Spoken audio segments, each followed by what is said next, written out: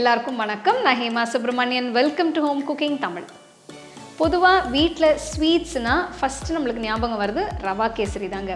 So rava kesari எல்லார் வீட்லேயும் டிஃப்ரெண்ட்டாக செய்வாங்க. ஸோ இன்றைக்கி உங்களுக்கு பர்ஃபெக்டான ரவா கேசரி, நல்ல சாஃப்டாக நல்ல டேஸ்ட்டான ரவா கேசரி எப்படி செய்கிறது நான் காட்ட போகிறேன்.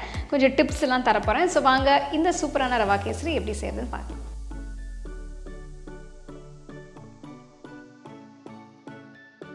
இந்த சிம்பிளான ஈஸியான ரவா கேசரி செய்ய முதல்ல ஒரு அகலமான பேன் எடுத்திருக்கேன். பேனில் 3 கப் தண்ணி ஊற்றிக்கலாம். இந்த கிளாஸ் பவுலை அளவுக்காக எடுத்திருக்கேன். இதே கப்பை சர்க்கரைக்கும் ரவைக்கும் யூஸ் பண்ணோம்னா அளவு சரியாக இருக்கும்.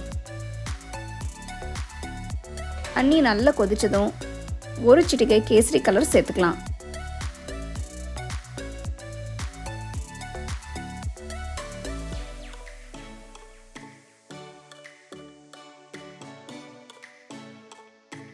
ஒரு தடவை மிக்ஸ் பண்ணிவிட்டு 1 கப் ரவை ஆட் பண்ணிக்கலாம்.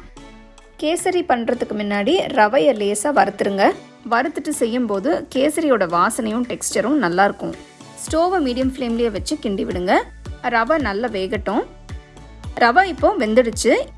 இதே கப்பில் 1.25 கப் சர்க்கரை சேர்த்துக்கலாம். உங்களுக்கு ஸ்வீட் பிடிக்கும்னா நீங்கள் இன்னும் கொஞ்சம் சர்க்கரை கூட சேர்த்துக்கலாம். சர்க்கரையை சேர்த்துட்டு கிண்டி விட்டுட்டே இருங்க. அப்போ தான் சுகர் நல்லா ஈவனாக மிக்ஸ் ஆகும்.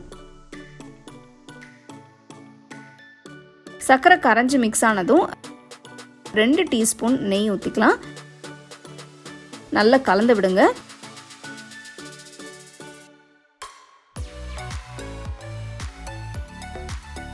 இப்போ 1 டீஸ்பூன் ஏலக்காய் தூள் போட்டு மறுபடியும் மிக்ஸ் பண்ணுங்க. நம்ம சேர்த்த தண்ணி, ரவை, சர்க்கரை, நெய் எல்லாமே ஒன்றா கலந்து கேசரி பார்க்கவே ரொம்ப சூப்பராக இருக்குது. இப்போது இது கூட நெய்யில் வறுத்த முந்திரி திராட்சை சேர்த்துடலாம். உங்களுக்கு பாதாம் பிடிக்கும்னா இந்த ஸ்டேஜில் நீங்கள் பாதாம் கூட வறுத்து சேர்த்துக்கலாம். சிம்பிளான டேஸ்டியான ரவா கேசரி ஆயிடுச்சு. சூடாக சர்வ் பண்ணி என்ஜாய் பண்ணுங்கள்.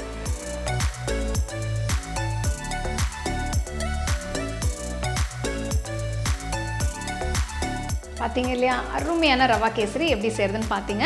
ஸோ நெக்ஸ்ட் டைம் நீங்கள் இந்த மாதிரி நல்ல டேஸ்டியான ரவா கேசரி செய்யணுன்னா, இந்த கன்சிஸ்டன்சி வரணுன்னா இந்த டிப்ஸ் எல்லாம் ஃபாலோ பண்ணி செஞ்சிங்கன்னா உங்களுக்கு கண்டிப்பாக வரும். ஸோ ட்ரை பண்ணி ரசித்து சாப்பிடுங்க.